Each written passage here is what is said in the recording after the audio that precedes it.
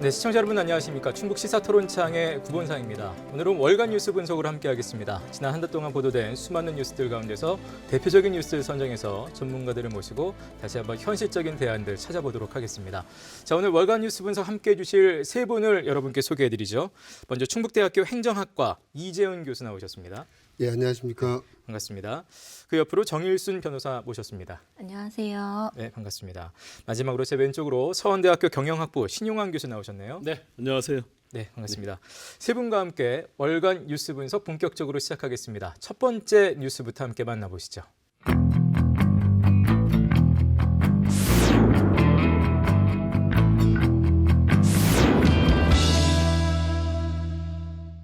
식약처와 질병관리청 등 국책기관이 집접돼 바이오 산업의 최적지로 꼽혔던 청주 오송. 오송을 중심으로 충북의 바이오 산업 생산액은 지난 2015년 인천을 2배 정도 압도했지만 셀트리온 등 대형 기업을 유치한 인천에 2019년 추월을 당하며 전국 3위로 내려앉았습니다. 충북도의회 집행기관 질문에서 충북의 바이오 정책이 도마에 올랐습니다. 박우양 도의원은 탄탄한 기반을 갖추고도 소프트웨어적 성과는 상대적으로 빈약하다고 질타했습니다. 최근 5년간 추진한 총 10건의 연구 연구에 따르면 충북 바이오 산업의 미래를 위한 진중한 고민이 담겨 있지 않다고 판단됩니다. 인재 확보와 정주 여건 기업 유인책 등 전반적인 지원에 대한 점검이 필요하다고 지적했습니다. 투자기업 회사들 연계하는 다각적인 방안이 있습니까? 이시용 지사는 오송과 충주 국가산업단지 추가 조성 등을 통해 경쟁에서 앞서가겠다고 답했습니다. 다만 이 지사의 답변에서도 인재 확보 등의 어려움은 그대로 드러냈습니다. 서울의 인재는 5천만 원이면 되는데 청주는 7천만 원 줘도 안 온다. 충북은 이런 게 현실입니다. 인천이 K바이오에 뜨는 별, 충북은 지는 별이라는 말까지 나올 만큼 위기감은 팽배해 있습니다. 충북은 K뷰티 클러스터를 놓고도 인천과 치열한 경쟁을 예고하고 있습니다. 충북이 바이오 산업의 중심으로 다시 자리매김할지 격차가 더 벌어질지 기로에 서 있습니다. 또 관련 뉴스를 좀 보셨습니다. 세 분 어떻게 보셨습니까? 예, 신 교수님 먼저 좀 듣겠습니다. 네. 우선 바이오 분야에 대해서 좀 우리 도민들, 시민들께서 이해가 필요할 것 같아요. 전 세계적으로 산업 생산에서 가장 많은 거, 매출액에서 가장 큰 게 뭐냐라고 물으면 대부분 우리 눈에 보이는 걸 주로 얘기를 하거든요. 자동차라든지 IT. 근데 압도적으로 제약이 높습니다. 제약과 네. 바이오가 높습니다. 예. 어떤 단일 분야로 했을 때 제약 바이오가 압도적으로 매출도 1위고 부가가치도 1위입니다. 그러면 우리 충북에서 왜 이 부분이 중요한가를 보면 생명과 태양의 땅, 충북 네. 이시종 지사님께서 아주 강조하면서 오셨잖아요. K바이오, K뷰티, 미래, 일자리, 먹거리, 일거리에 있어서 그동안 굉장히 타 시도에서 충북을 부럽다고 그랬습니다. 바이오, 뷰티, 그다음에 반도체까지 이 코로나 시대에 꽤 선방하는 업종들이었습니다. 그래서 예. 우리 충북을 보면 다 어렵다고 그랬고 소상공인들 어렵고 했지만 실업률이나 취업률, 고용률 이런 부분에서 꽤 선방한 측면이 있고 전국 대비 상대적으로요. 그다음에 산업 생산에서도 약 70조 원 정도를 꾸준히 기록하고 수출에 있어서도 선방한 측면이 있습니다. 상대적으로 떨어졌지만 그래도 상대적으로는 더 선방한 측면도 있습니다. 그런데 가장 그중에서도 미래 먹거리 특히 이 코로나 시대가 꽤 장기화된다고 보면 또는 변종이 막 지속된다라고 본다면 미래 먹거리, 일거리, 일자리에서 주축이 될 K바이오 이 부분에서 3위로 쳐졌다는 건 앞으로 굉장히 심각하다고 저는 생각합니다. 예, 심각한 위기 상황이다. 네. 예. 이 교수님 어떻게 보셨습니까? 예, 저도 굉장히 심각한 상황이라고 보고 있고요. 특히 이제 초기에 그런 위기가 닥쳐올 거라고 예상은 못했습니다만은 이제 그 후발주자들이 추월해서 나가고 있거든요. 아까도 이제 보시는 것처럼 2015년도보다 지금 우리가 5,500억 정도 그 매출액이 늘었습니다만은 이미 인천 송도의 경우는 1조 이상 더 하면서 우리를 확 추월해 버렸거든요. 그런데 이제 그 원인에 대해서 한번 다시 점검을 해야 되고, 즉 그 우수인재 확보라든지 정주 여건이라든지 글로벌 대기업 유치라든지 이런 부분들에 대해서 총체적인 점검이 좀 있어야 된다고 보고 있고요. 예. 특히 그 충북 바이오 산업의 비전과 전략이나 목표, 실행 계획상에서 어떤 현실을 반영하지 못하는 부분이 있는지 이 부분도 저희가 따져봐야 됩니다.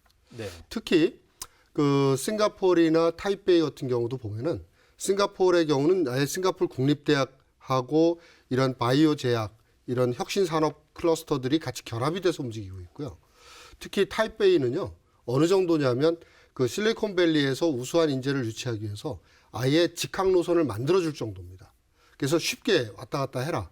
그리고 백화점, 쇼핑센터, 풀장, 최고급 종합병원이라든지 보건의료 시스템, 교육 시스템 이거를 그 일대에 같이 만들어주거든요. 근데 지금 오송의 경우도 보면은 지금 바이오 제약 회사들이 이제 들어가 있고 우리 충북대학교 의과대학이나 약학대학도 지금 약학대는 이미 들어갔습니다. 네. 하지만은 거기에 백화점이나 쇼핑센터처럼 우수한 인재들이 그곳에 들어와서 함께할 메리트가 없는 거거든요. 그러다 보니까 인천 송도 쪽으로 관심이 갈 수밖에 없고 그쪽에 국제공항이라든지 또는 그 우수한 대학들의 그 여건들, 교육 여건이나 이런 부분들이 있다 보니까 글로벌 제약회사나 글로벌 우수 인재들이 그쪽으로 갈 수밖에 없다는 거거든요. 따라서 이제 이 부분에 대해서 우리가 근본적인 원인부터 따져나가 보고 이제 값싸게 부지만 제공해서는 안 된다. 네. 이런 부분도 한번 생각해 볼 때가 됐다고 봅니다. 예. 변호사님 어떻게 보셨습니까? 예, 뭐 정말 안타까운 마음이 듭니다. 저희가 오송에 대한 기대가 있었기 때문에 사실 오송에 대한 집값도 들썩했고 또 이게 오송 바이오 산업에 대해서 충북의 100년 먹거리다라는 기대감이 나올 정도였는데 이게 뭐 대구라든지 인천 또는 전남 화순까지 바이오 산업에 뛰어들면서 이런 집적화가 못 되고 이 바이오 산업이라는 게 되게 장기간을 보고 집중 투자를 해야 성과가 나오는 건데 이게 이제 서로 뛰어들어서 나눠 먹기를 하다 보니 말씀하신 것처럼 너무 입지적으로 좋은 인천 송도라는 메리트가 있는 인천 송도가 뛰어드니까 우수한 인력들이 지금 도지사님 토로하신 것처럼 얼마를 줘도 이쪽으로 내려오기는 어렵다. 그렇다면 이 교수님 말씀하신 것처럼 그 인력들을 어떻게 확보할 수 있는 그 방안이 정말 우선되어야 된다라는 생각을 하고 있습니다. 예. 사실 더 뼈아픈 건 이제 바이오 산업을 우리가 잠깐 생각해봐도 코로나 팬데믹 속에서 당연히 주목받고 성장하는 분야라는 업종이라는 걸 국민 모두가 이제는 다들 상식적으로 알 텐데 그런 분야에서 지금 인천에 선점을 취하고도 지금 이제 압도를 몇 년은 했었으나 이제는 그 자리를 빼앗겼기 때문에 더 뼈아픈 지금 상황이 된 것 같습니다. 충북이 이렇게 바이오를 선점하고도 속도를 내지 못하고 있는 이유 이제 원인을 좀 점검해봐야 된다라고 이 교수님도 말씀하셨는데요. 어디에 좀 찾고 계세요? 예, 신 우선은 교수님. 외적으로 드러난 거를 쉽게 이제 이해를 돕자면 제네릭과 그 바이오시밀러라는 다소 이제 일반 우리 도민들 시민들이 보기에 생소하지요. 그 제네릭은 소위 말하는 카피약입니다. 복제약. 그다음에 네. 바이오시밀러는 단백질 형질이 달라서 완벽한 카피는 아닌 형질은 좀 다르지만 준 카피약을 이제 말하는데 외적으로 드러난 걸로만 보면 인천에 대한민국 굴지에 바이오시밀러 기업 2개가 있습니다. 소위 삼바라고 하는 삼성바이오하고 그 셀트리온이 있습니다. 네. 거기에서 차지하는 매출이 인천이 차지하는 약 2조 4천억 매출의 상당 부분을 차지하고 있습니다. 아무리 그렇다 하더라도 그건 외적으로 드러난 거고요. 예. 전체적인 인프라를 보면 이미 2009년에 첨복단지라고 많이 이제 들어보셨잖아요. 첨단 복합 의료 복합단지를 우리 충북과 이제 대구가 충북 오송과 대구 신서 그 산업단지가 이제 지정을 받아서 소위 말하는 클러스터를 구축하게 됐는데 정말 아쉬웠던 게 그때 사실은 오송 단일로가 여론이 많았습니다. 근데 국토 균형 발전이니 뭐 여러 가지 다른 이유를 대면서 정치적 논리가 또 가미되면서 두 군데로 쪼개지게 된 거죠. 예. 사실은 BT와 IT가 분리될 수 없거든요. 그럼 BT 종합단지에는 당연히 IT 이 네. 융복합단지가 들어서야 되는데 이런 부분이 분리되면서 우리 충북의 오송의 BT를 기반으로 한 바이오 단지가 약간 날개를 완벽히 양날개를 갖춘 게 아니라 한쪽 날개가 약간 꺾인 듯한 이런 느낌으로 이제 시작이 돼서 여기까지 왔는데 그중에서 이제 대표적으로 아쉬운 건 연구 시설, 국책 시설 6개나 이제 국책 기관들이 들어와 있잖아요. 식약처, 질병관리청 등등. 그런데 여기에 활용 점을 찍을 수 있는 게 다 연구 개발하고 약 개발하고 실험하고 또 사람들에 대해서 직접 현장에서 임상을 할 수 있는 융복합 병원이 없는 거예요. 예. 보스톤이나 이런 클러스터가 세계적으로 최고 발달했다고 하는 데는 당연히 파이널로 병원이 있거든요. 예. 그래서 이 부분이 이제 수건 사업이고 이 부분을 풀어야 전체적으로 풀어질 거거든요. 그래서 이 클러스터에 대한 완성에 이르지 못한 부분이 뼈아프다. 아쉬운 부분입니다. 행정만 들어와 있고 지금 병원이 없는. 네. 예. 이 예, 부분과 관련해서 최근에 또 충북도가 이제 이번 위기를 기회로 삼아서 대책들을 좀 발표한 게 있는데 그 중에서 지금 신 교수님 말씀하신 오송 R&BD 융합 병원을 세우겠다라는 계획을 발표했습니다. 그래서 일반 병원과 다르게 의료와 더불어서 연구 실증까지도 하는 병원을 세우겠다고 했고 또 예. 산학연이 잘 협력되고 유기적인 부분이 잘 안 되는 부분과 관련해서 컨트롤 타워 역할을 할 그 통합 전담 기관도 설치하겠다라고 밝혔고 더불어서 인재 양성을 위해서 2030년까지 누적 5만 명의 전문 인력을 세우도록 여러 기관과 좀 체계를 갖추겠다라는 발표를 한 상태입니다. 네, 지금 이제 말씀하신 부분이 이제 충북이 바이오의 메카라는 위상을 좀 다시 찾기 위해서 이제 여러 가지 구체적인 방안들을 지금 내놓고 있는 것인데요. 어떤 노력이 좀 필요할까요? 아까 그 영상에도 보셨습니다만 도지사님조차도 얼마를 줘도 내려오지 않는 이 정말 그 현실, 굉장히 이제 차가운 뼈아픈 현실이 있기 때문에 노력이라는 단어 외에 정말 현실적인 대안이 좀 필요할 것 같은데요. 어떤 것들 생각할 수 있을까요? 이제 그 K바이오 산업의 북극성이 이제 충북 바이오 산업이 돼야 된다라고 하는 그걸 저희가 목표로 가는 건데 여기서 이제 제일 중요한 게 정주 여건이나 글로벌 기업을 유인하고 하는 부분들의 기반이 뭐냐면 결국 우수인재 확보거든요. 예. 그런데 정주 여건을 아무리 잘 갖춰놔도요. 여기가 고향이 아닌 사람들이 오면 결국은 떠나게 돼 있습니다.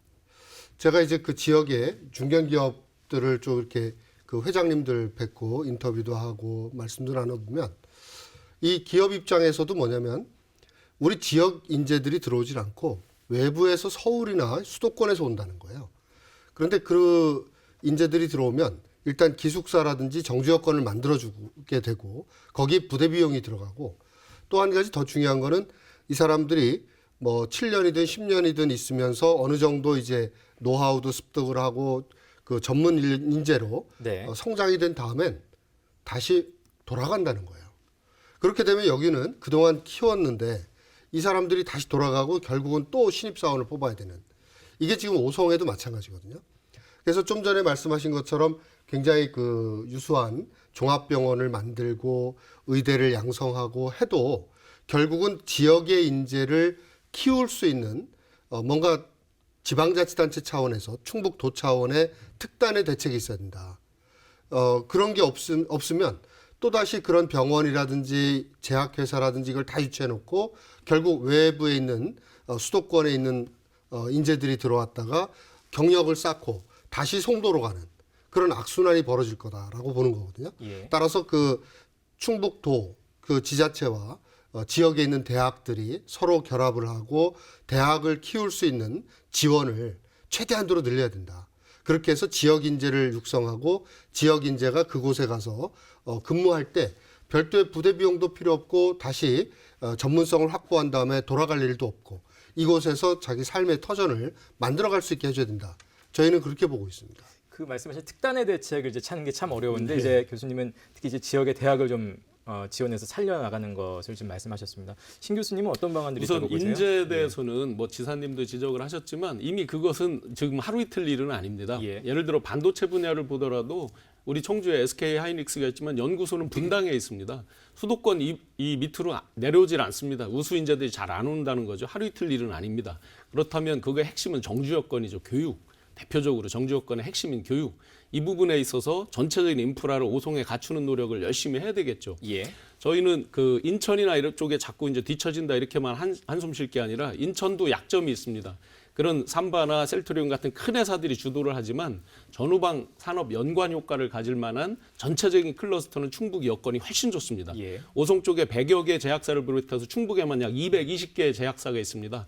연구소, 국책기관 제일 많이 들어와 있습니다.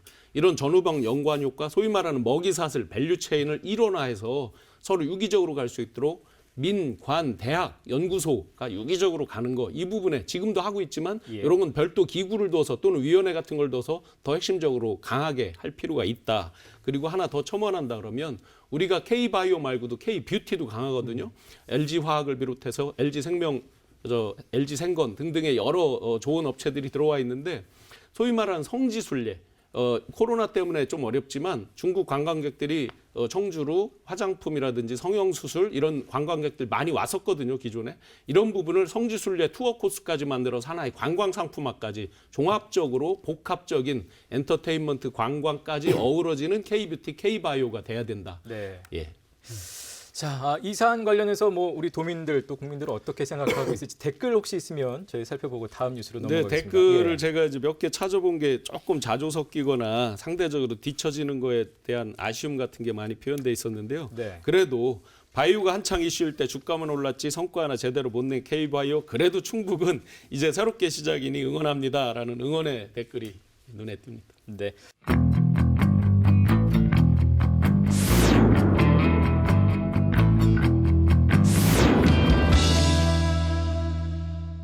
지난해 말 괴산군 소속 A씨는 인구 늘리기에 동참하라는 압박을 받았습니다.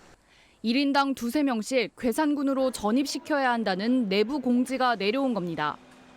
직원 당사자는 기본, 자녀 교육 등 사정에 따라 인근 시군에 거주하며 출퇴근하던 공무원들도 주소를 옮겨야 했습니다.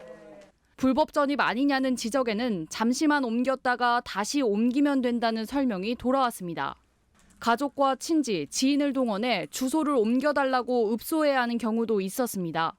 실적에 따라 성과급을 차등 지급하는 건 물론 매주 회의에 보고된다는 말에 압박이 심했기 때문입니다. 매주 매일 이렇게 약간 압박을 주세요. 너 몇 명 했어? 이러면서. 지난해 줄곧 하향 곡선을 그리던 괴산군 인구는 11월부터 한 달 사이 1,700명 넘게 급증하며 연말 39,393명을 기록했고 괴산군은 하반기 전입 실적이 좋은 실거와 읍면 행정복지센터 등 10여 곳을 추려 최대 200만 원까지 성과급을 줬습니다. 인구 문제는 지자체마다 쉽게 풀리지 않는 숙제입니다. 한 명이라도 아쉽다 보니 주민등록 주소지를 옮긴 사람에게 전입비를 주는 건 기본. 출산한 아이 수에 따라 지원금을 올리거나 주택자금을 현금으로 주는 파격적인 정책도 나오고 있습니다. 금액은 달라도 대부분 지원금 형식으로 주고 있는데 효과는 미지수입니다. 치적 쌓기를 위한 출혈 경쟁에 정책이 집중돼 있다는 지적. 지자체는 중앙정부의 지원이 중요하다는 입장입니다. 정주 여건을 개선하는 게 근본적인 해결책이지만 규모가 작은 군 단위는 한계가 있기 때문. 균형 발전을 위한 혁신도시 건설 이후 진천군 인구의 8.8%에 불과했던 덕산읍이 7년 만에 34%로 뛰어오른 것처럼 마중물 효과가 있어야 한다는 겁니다. 2014년부터 현재까지 7년 동안 평균을 분석해 봤을 때요. 연 1.99% 정도 계속 향상되고 있습니다. 소멸 위기 지역을 위한 특례군 관련 법안도 같은 맥락 속에 추진되고 있습니다. 단지 예산을 끌어오는 것뿐 아니라 지역 주력 사업은 정부 공모에서 가점을 받도록 고려하고 있습니다. 해답을 알아도 풀기 힘든 인구 문제. 보여주기 위한 숫자놀이보다 시급한 문제가 산적해 있습니다. 네, 인구 감소 정말 어제 오늘의 문제도 아니고 굉장히 좀 심각한 상황이죠. 각 지자체마다 그야말로 안간힘을 쓰고 있긴 한데 그러다 보니까 이제 공무원들을 좀 압박하면서 지금 좀 나오는 부작용들이 지금 보도가 됐습니다. 관련 영상 어떻게 보셨는지 이건 변호사님부터 좀 듣도록 하겠습니다. 이건 단순히 안간힘이라고만 보기에는 사실 위법적 요소도 분명히 있습니다. 이런 것들은 그렇죠. 주민등록을 허위 신고한 부분도 주민등록법 위반에 따라 형사처벌 대상이 되고 또는 그 군 내에서 우월한 지위를 이용해서 이런 걸 강요했다면 직권남용죄 부분도 해당할 수 있는데 이렇게까지 해서라도 인구를 늘리고자 하는 또 군의 입장도 딱하지만 또 그렇다면 다른 시군에서 잠시 뺏어오는 건데 결국에 이거 제로섬 아니냐. 국가 전반적으로 봤을 때는 전혀 실효 없는 방법이다. 그런 생각이 듭니다. 이 교수님 어떻게 보셨습니까? 예, 마치 그 인구 쟁탈전을 보는 듯한 느낌이고요. 인구 전쟁인 것 같아요. 타 시도 또는 타 시군에서 인구를 이쪽으로 옮기지 않으면 우리가 죽을 거다 이런 느낌. 그래서 이제 그 지방 소멸이라고 하는 느낌이 들고요. 지방 소멸 위기가 닥치고 있구나라고 하는 것. 또 하나는 이제 저출산 위기로 인한 대책들이구나 이렇게 보는데 궁극적으로 이제 단기적 효과는 있을 겁니다. 지자체 입장에서는 저 행정학적인 관점에서 보면은 인구 한 명당 들어오는 교부세가요. 보통 한 30에서 40만 원 정도 되거든요.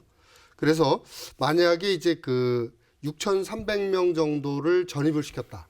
그렇게 되면은 그 군 단위에서는 최대 25억 정도까지 교부세가 늘어나는 효과가 있습니다.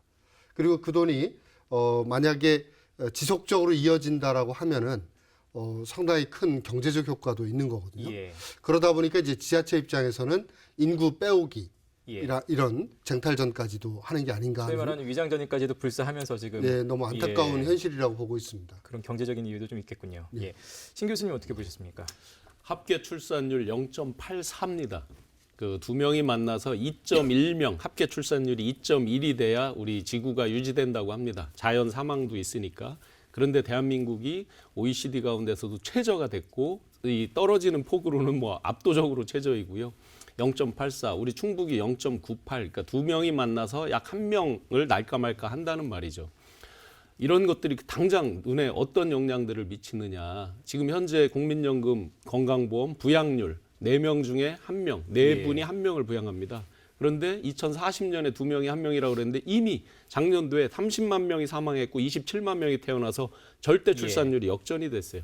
이런 가운데서 지자체에서 정말 많은 사람들을 영입하기 위해서 산속에 있는 정수장에 막 6명씩 갖다가 위장 전입을 해놓고 이걸 만약에 정치적인 어떤 선거철에 했다 그러면 아마 굉장히 큰 형사처벌일 거예요. 유권자 뭐 했다고. 예.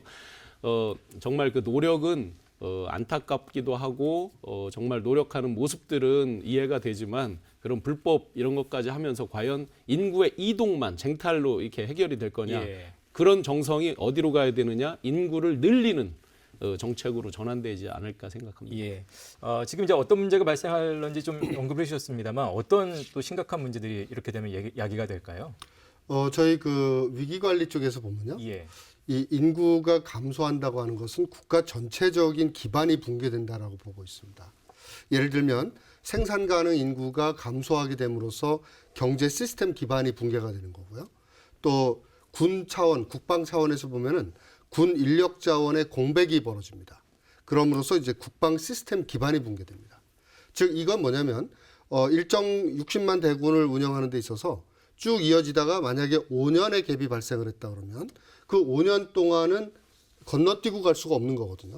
요 5년이라고 하는 요 부분을 어떻게 메꿀 것이냐. 예. 근데 지금 이게 5년이 아니라 계속 이어지고 있거든요. 그래서 국방의 전반적인 구조 개편이 필요한 시점으로 가게 되고 또 고용이나 조세 문제로 인한 복지 시스템의 기반이 붕괴가 돼요. 예. 그리고 초중고는 물론이고 대학 교육의 시스템 기반의 붕괴, 또 비수도권 지방자치단체의 그 지방 소멸로 인한 붕괴. 이렇게 되다 보니까 사회 전반에 걸쳐서 이 인구 문제가 그냥 예. 인구 문제로 그치는 것이 아니고 사회 전반의 시스템을 붕괴시키는 효과를 가져온다고 보고 있습니다. 굉장히 나라 전체 기반을 흔들 수 있는 심각한 문제를 야기할 수 그렇죠. 있겠네요. 정 변호사님은 어떻게 생각하세요? 예, 그러니까 피부양자만 많아지는 예. 힘든 상황이 벌어지는 거고 인구의 감소가 결국에는 국가 전력의 소실로 나타날 수밖에는 없습니다. 그리고 저출산에 대한 대책이 그러면 있는가를 봤을 때 2006년부터 2020년까지 약 225조 원을 넘는 금액을 저출산을 대책을 세웠다고 하고 해마다 그 금액이 늘어나고 있는데도 예. 결국에 출산율이 감소하는 것은 이렇게 금전적인 혜택만으로는 이를 막을 수 없다라는 것을 반증합니다. 예. 지금 이제 금전적인 혜택 말씀하셨는데 결국은 인구 늘리기 정책, 출산 정책, 그야말로 인구 정책이 좀 필요한 시점이 아닐까 생각이 되는데 예전에는 정말 뭐 아들 딸 구별 말고 둘만 낳아 잘 기르자, 둘도 많다. 뭐 하나씩만 낳아도 뭐 삼천리는 뭐 초만 원 뭐 이런 표 기억이 좀 나는데 어떻게 좀 이걸 좀 풀어가야 될까요? 예. 우선 우리 충북 그 상황부터 짚어보고 그에 맞는 맞춤형 전국적인 대책은 뭐 저희가 다 수도 없이 이제 지금 보고 있지만 예. 우선 충북만 해도 충북 인구의 52%가 약 수부 도시인 청주에 몰려 있습니다. 청주의 평균 연령은 41세입니다. 예. 작년도 말 통계입니다. 그런데 예를 들어서 괴산군은 54세입니다. 평균 연령이. 그럼 이제 고령화 대책과 그다음에 그 54세다 보니까 이제 가임 인구가 아무래도 적겠죠. 청년 인구가 적다 예. 보니까. 이런 문제들. 그다음에 단양 같은 경우는 최소한 지자체를 유지하는 인구가 3만 명을 기준으로 보는데 작년 말에 2만 9천 명대로 떨어졌습니다. 예. 아무리 2만 9천 명이라도 군청이나 이런 데 가보면 있어야 될 과는 다 있고 행정기능은 다 있어야 됩니다. 그렇다고 보면 뒤집어 보면 지자체 존립 기능, 존립 기반 자체도 흔들린다. 이런 문제까지를 놓고 과연 그러면 충북에 맞게 충남 같은 경우는 아직은 1은 넘고 있거든요. 대도시일수록 적은데 그래도 충북은 상대적으로 나은 편안이 아닙니다. 청주 같은 경우도 훨씬 낮습니다. 일부 농촌 지역은 출산할 젊은이들이 없기 때문에 더 낮습니다. 이런 지역 특성을 감안해서 맞춤형으로 하지 않으면 우리 충북의 11개 시군 가운데 5개가 이미 인구 소멸 위험 지역으로 발표가 되어 있습니다. 이런 맞춤형 대책, 뭐 이 시간에 다 논하기는 어렵지만 이렇게 세부적으로 지역에 맞게, 지역 특성에 맞게 정책을 따로 해야 되는 상황입니다. 네, 그런 맞춤형을 결국은 이제 지원, 현금에 따른 금전적인 지원을 지금은 좀 풀고 있는데 그것들이 얼마나 좀 효과가 있다고 보시는지, 더 필요한 것들은 어떤 게 있다고 보세요? 이 교수님. 지금 보면은 2021년도만 하더라도요.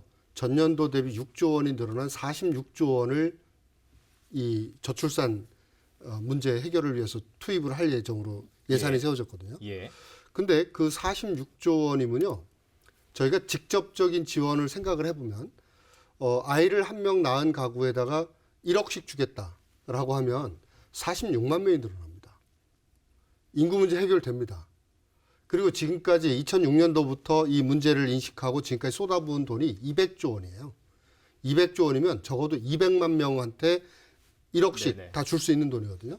근데 지금 그 효과는 거의 나타나지 않고 있다는 겁니다.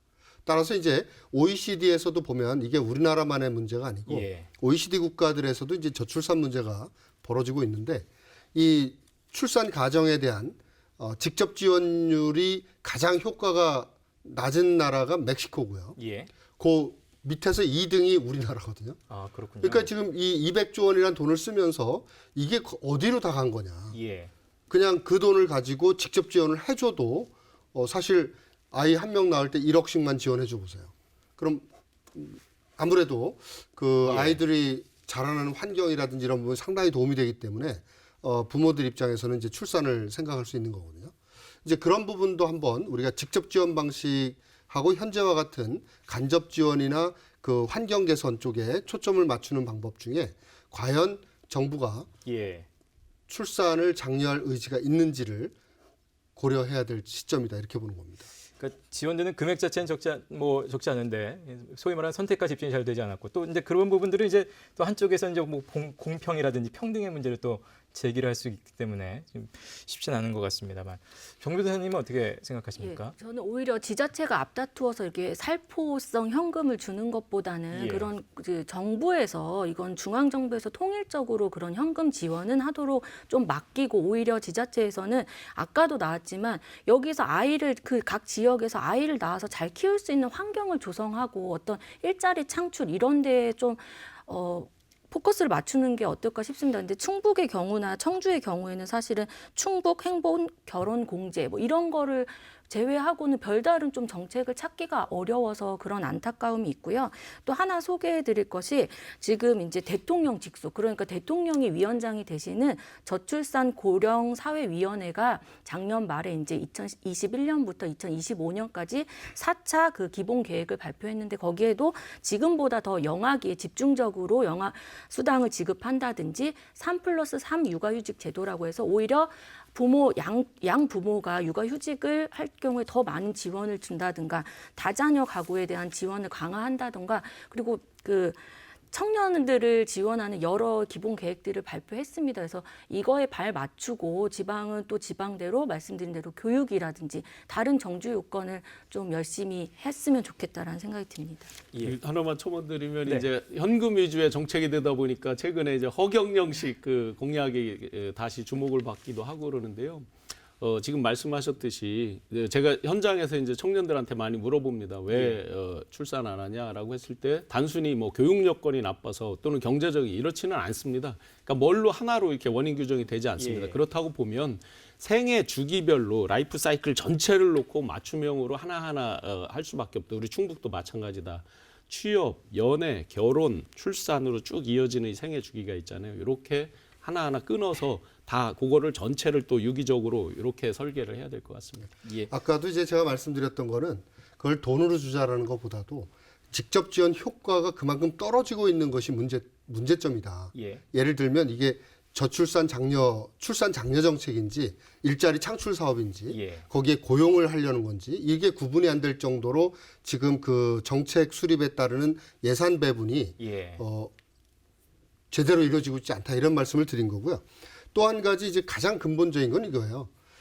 내가 행복하게 살고 있다면 내 자녀에게도 이 행복을 물려주고 싶은 게 우리 사람들의 공통된 마음이거든요. 그런데 그러면 행복이라고 하는 것이 뭐냐라고 하면 내가 착하고 아름다운 미덕을 누리며 살고 있는 삶이다. 이게 이제 소크라테스가 얘기한 거 아닙니까? 그랬을 때 거기서 강조하는 미덕이라는 게 정의나 선이나 아름다움인데 지금 우리를 지켜주고 있는 정치 지도자나 사회 각 분야, 정치, 경제, 사회, 문화의 지도자층이 보여주고 있는 행태가 예. 과연 맞는 것인가? 그런 면에서 이제 국적 이탈자를 봤거든요. 국적 이탈자 수를 보니까는 이게 2011년 대비로요. 예. 급격하게 늘어나고 있어요. 1,443명 정도였던 것이 이제 2019년으로 들어가면 2.8배로 해서 OECD 국가 중에 국적 이탈자 수도 대폭 늘어납니다. 예. 이게 뭐냐면 현재 우리 성인들이 살고 있는 삶에 대해서 만족하지 못하고 내가 여기서 더 이상 살고 싶지 않다라는 예. 거거든요. 그런 문제점들부터 우리가 한번 짚고 넘어가야 되지 않느냐 이렇게 볼 수 있습니다. 네. 마지막으로 댓글 잠깐 살펴보면서 다음 뉴스 넘어가겠습니다. 댓글 혹시 있을까요? 네, 예, 신 교수님. 뭐 좀 전에 교수님 말씀해주신 그런 부분에 대한 댓글도 많습니다. 이민 가자, 인구쟁탈 전 환영이다, 뭐 이런 댓글도 있지만 그 전에 애를 낳을 수 있는 상황이 나오게끔 해주셔야 낫죠. 지금 애 낳으면 키우는 맛이 있어야지. 이건 뭐 사교육비 뭐니 애도 힘들고 부모도 힘들고 그 전에 취직도 남자는 군대 다녀 빠르면 25살 늦으면 30대 초반까지 하는데 언제 연애하고 언제 결혼합니까? 3포 세대가 어디서 나오는 말인데요. 이런 전체적인 걸 놓고 안타까움을 호소하는 댓글이 있습니다. 네.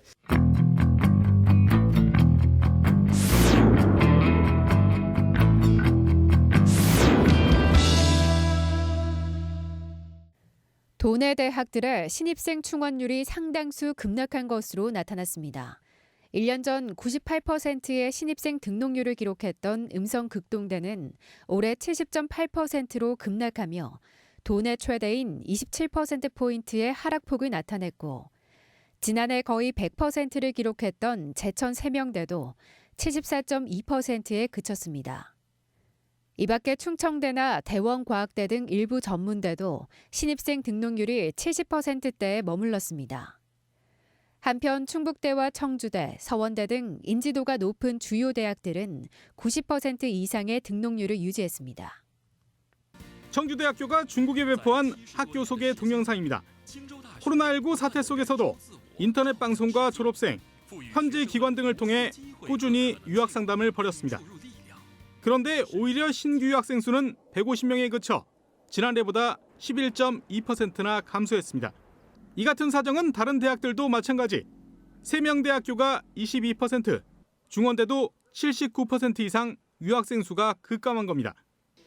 특히나 올해는 학령 인구 감소로 신입생 등록률이 크게 줄어든 상황. 그나마 외국인 유학생을 유치해 만회하던 대학들의 부담은 더 클 수밖에 없습니다. 문제는 유학생 감소 현상이 언제까지 이어질지 모른다는 점입니다. 통상 외국인 유학생은 어학연수 같은 비학위 과정을 거쳐 학사나 석박사 과정에 들어가는데 학위 과정보다 비학위 과정의 유학생 수가 더 많이 줄고 있는 겁니다. 실제로 올해 충북대도 학위 과정의 외국인 신입생 수는 지난해보다 18.7% 감소하는 데 그쳤지만 비학위 과정은 2배가량 많은 37%나 줄었습니다.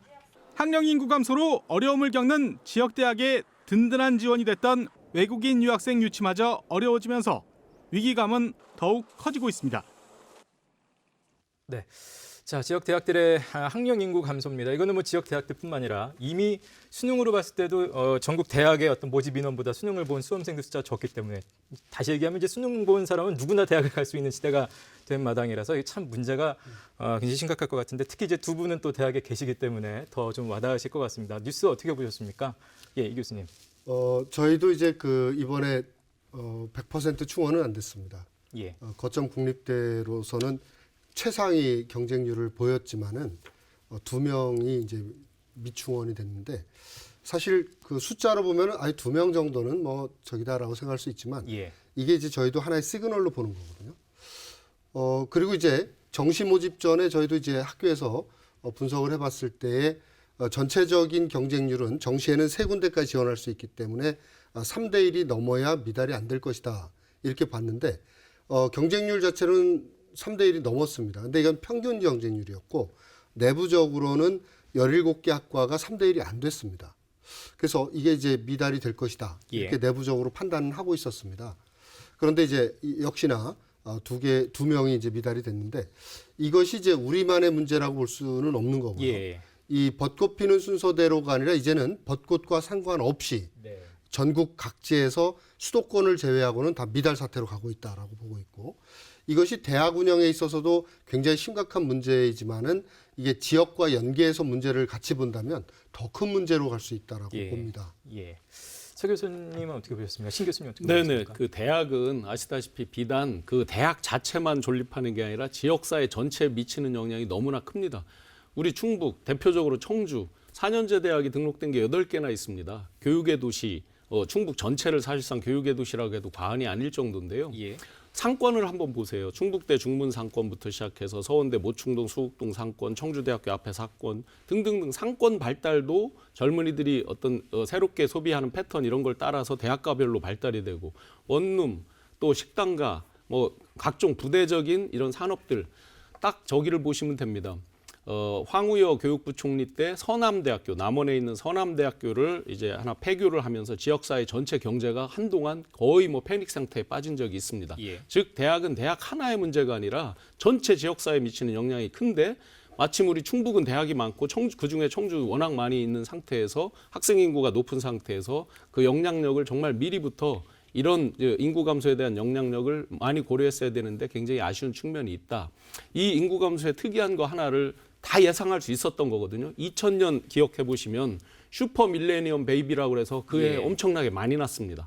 그리고 그 다음 해에 무려 12만 명 가량이 새로 출산 인구가 뚝 떨어졌습니다. 그러면서 이미 다 예상을 하고 있었어요. 그 아이들이 지금 올해 입학을 하는 연령대입니다. 그렇다 보니까 많이 그런 부분을 예측하고 사전적인 구조적 노력을 했어야 되는데 지금 이제 닥쳐서 여러 가지를 하려니까 참 힘든 상황이 됐습니다. 지금 이제 공통적으로 말씀하신 게 대학의 문제가 아니라 비단 지역의 문제다라고 언급을 해주셨는데요. 더 이제 좀 구체적으로 어떤 문제들을 좀 우리가 예상할 수 있을까요? 예를 들면 이런 겁니다. 우리 충북 지역은 아니지만 다른 지역의 사례입니다. 사립대의 경우인데 이제 그 연간 등록금이 한 745만 원 정도 하는데 그 대학에서 신입생이 올해 710명이 미달이 됐습니다. 그러다 보니까 등록금 수입이 52억 원이 감소를 했거든요. 근데 이 52억 원이 52억 원으로 그치는 것이 아니라 이 학생이 4년간 재학을 한다라고 가정했을 때 약 200억 원이 부족하게 되는 거거든요. 그러면 R&D라든지 이 기본 대학의 시설 유지라든지 이런 부분이 불가능해지는데 거기에다 플러스해서 이제 2021학년도 신입생만 이런 것이 아니라 2022, 23, 24로 갈수록 이제 대학 입학 정원하고 대학에 가려고 하는 학령 인구가 격차가 점점 커지고 있거든요. 그래서 예를 들면은 이제 2024년만 하더라도요. 거의 10만 명이 모자르게 됩니다. 실제 모집 인원에 비해서. 그렇습니다. 그래서 한 대학에 만약에 입학 정원을 우리가 그냥 2,000명이라고 가정을 하면 10만 명이면요. 50개 대학입니다. 텅텅 비게 되는. 됩니다. 그러면 저희가 지금 예상하고 있는 건 앞으로 30년 이내에 전국 대학의 46%가 사라질 것이다. 폐교될 거다. 이렇게 보고 있거든요. 이 부분도 굉장히 심각하다고 보고 있고 따라서 그 지역사회와의 관계 그리고 대학 자체의 문제 그리고 더 중요한 거는 이제 앞으로 대한민국의 미래까지도 이 부분이 심각한 장애 요인으로 나타나게 될 것이다. 이렇게 보고 있습니다. 아까 이제 신 교수님도 이제 이미 10년 전부터 사실은 제기돼 왔었고 예측이 됐었는데 제대로 대응하지 못했다. 지금 이제 말씀하신 걸 들어봐도 역시 확정되어 있는 미래거든요. 어떻게 보면 이걸 참 빨리 좀 잘 풀어야 될 텐데요. 어떤 대안들이 좀 대학 필요할까요? 구조조정의 이제 홍역은 다 보셨을 겁니다. 대학 구조조정 한 과를 없애거나 통폐합할 때 그 힘든 과정들은 다 보셨는데 이제 어떤 대안으로 본다 그러면 각 대학별로 사실은 아마 저나 이 교수님이나 이런 발언을 했을 때 학내에서 굉장히 곤란할 수 있지만 정말 이미 진행자님 말씀하셨지만 예견된 미래거든요. 다 답은 알고 있어요. 뒤에 가면 어떻게 된다는 건 알고 있어요. 그렇다고 보면 특성화별로 강점 있는 학과라든지 어떤 그 계열들이 있습니다. 예. 이런 것들 과감하게 통폐합 노력을 해야 됩니다. 왜냐하면 닥쳐서 할 때는 더 힘들거든요. 어차피. 예. 그리고 실제로 잘 지원도 하지 않아요. 경쟁력이 상대적으로 약한 곳은 사전적으로 이제 이런 부분들이 필요할 거고요. 그 다음에 미국에 보면 이제 수많은 커뮤니티 칼리지들이 있잖아요. 일본에서 이미 수도 없이 폐교 사례들이 있거든요. 예. 미국의 커뮤니티 칼리지는 평생교육 위주로 하면서 지역사회 분들하고 같이 호흡을 하는 거죠. 예. 단순히 그냥 그 학생들만 딱 뽑아서 하는 게 아니라 국내에도 많은 대학들이 시도를 하고 있습니다. 특히 예를 들어서 어떤 정주 여건이 좋은 대학들 있잖아요. 숲도 있고 막 호수도 있고 이런 대학들에서 커뮤니티 칼리지를 만들면서 시니어 타운 같은 거를 만들어서 그 같이 전환하고 지역사회한테 모든 체육시설 이런 걸 개방을 해서 주민들이 같이 들어와. 인프라가 좋잖아요. 체육관이나 운동장 이런 인프라가 좋으니까 이런 전체 지역 어떤 커뮤니티 칼리지 이런 부분도 참고해서 미리미리 준비를 해야 되는 상황입니다. 예. 변호사님 어떤 대안들이 있다고 예, 보시는지? 말씀하신 대로 예견된 미래고 학생이 줄은 거기 때문에 대학 내의 구조조정은 반드시 필요하다. 대학 내의 구조조정도 필요하고 필요하다면 더 나아가서 대학 간의 통폐합도 정말 고민을 해보셔야 된다. 그런 이제 통합이라는 게 반면에 폐합을 또 생각할 수밖에 없기 때문에 어려운 것인데 또 예. 의미 있게 이번 달 1일에 문을 연 경상국립대학교의 경우에는 경상대와 경남과기대가 통합이 되면서 인원이 전혀 입학 정원도 축소되지 않고 양 학교에 근무하시는 교직원, 교원들도 모두 그대로 통일적으로 합병이 됨으로써 이게 하나의 지표가 될 수 있을 것 같다라는 생각이 듭니다. 예. 이제 그런 면에서 보면은 우리 국립대학 중에서 이제 거점 국립대학들이 네네. 있습니다. 보통 이제 서울대를 빼고 9개, 서울대까지 하면 이제 KNU 10이라고 하는데 이 거점 국립대학 간에도 지금 연계와 통합의 움직임이 계속해서 이어져 왔거든요. 그래서 향후에는 이제 국가 경쟁력 강화 차원에서도 이 거점 국립대학 간의 신입생 모집을 함께 한다든지 또는 그 현재도 학점 교류라든지 교수 교류도 현재 진행이 되고 있거든요. 이런 걸 통해서 이제 거점 국립대학 간에도 또 통합의 물결이 있고 또 한 가지는 이제 그 중앙정부 차원에서의 적극적인 지원도 우리 국사립을 포함해서 필요하다고 보는 게 현재 그 지방교육재정교부금법에 의해서 초중 등 학교에는 지원을 해주거든요. 근데 대학은 거기에서 빠져 있는 거예요. 그래서 고등교육재정교부금법도 현재 국회에서 이제 논의가 되고 있고 네. 또 공공기관의 지역인재 할당이라든지 이런 부분들까지도 중앙정부의 적극적인 지원과 지방자치단체와의 긴밀한 협력, 지역 대학 간의 연계, 그리고 대학 자체의 경쟁력 강화 노력이 함께 어우러질 때에 이 문제를 풀어갈 수 있다 이렇게 보고 있습니다. 네. 덧붙이실 말씀 없으실까요? 없으시면 관련된 댓글 들으면서 좀 마치도록 하겠습니다. 네, 이 대학 입학 자체에 대한 부분을 이제 지적하는 댓글이 있습니다. 이젠 더 이상 대학 자체가 메리트가 아닙니다. 어느 예. 대학을 전공을 뭘 했느냐가 더 중요하죠. 끝도 없이 지방에서 서울로 진입하려 애쓰는 이런 부분들이 대학 자체만 보고 하니까 그렇습니다. 라고 이제 대학 자체의 그 메리트에 대한 그 시대가 바뀌었다는 걸 지적하는 댓글들이 있습니다. 네. 여기도 역시 선택과 집중이 좀 필요할 것 같습니다. 자, 오늘 함께해 주신 세 분 감사드리겠습니다. 고맙습니다. 예.